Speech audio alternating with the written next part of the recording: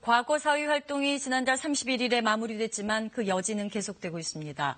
김학의 전 차관의 성접대 의혹에 대해서는 3차 수사까지 이끌어냈지만 수사 결과를 두고 뒷말이 무성한데요. 조사 대상자였던 사람들이 과거 사위를 상대로 소송까지 제기하고 나섰습니다. 최은진 기자입니다. 김학의 전 차관의 수사 결과에 대해 가장 크게 반발한 건 당시 경찰 수사팀입니다. 특히 2013년 3월 초 경찰이 김학의 동영상을 확보하지 못했고 내사나 수사 단계가 아니라고 보고했다고 밝힌 부분이 사실과 다르다는 겁니다. 당시 경찰 수사팀 관계자는 KBS와의 통화에서 청와대에 관련 의혹을 여러 차례 보고했고 당시 수사국장에게도 보고했다고 수사단에 진술했다고 밝혔습니다.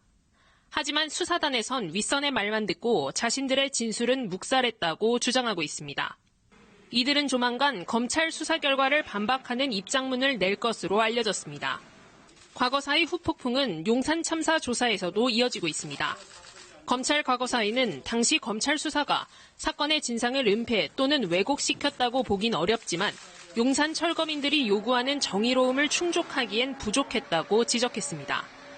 이에 대해 당시 수사팀은 농성자들에 대한 법적 책임을 물은 것을 정의롭지 않다고 한 것은 법치주의를 부정하는 행위라고 반박했습니다.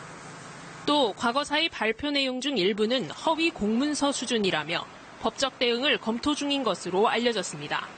건설업자 윤중천 씨와 관련이 있다고 지목된 한상대 전 검찰총장 등도 과거사위 관계자들을 상대로 소송을 냈습니다. 고 장자연 씨 사건의 목격자로서 조사단 진술에 참여한 윤지호 씨의 경우 후원금 반환 소송에 휘말릴 처지에 놓였습니다. 이와 관련해 박상기 법무부 장관은 다음 주쯤 과거사위 활동에 대한 입장을 밝힐 예정입니다.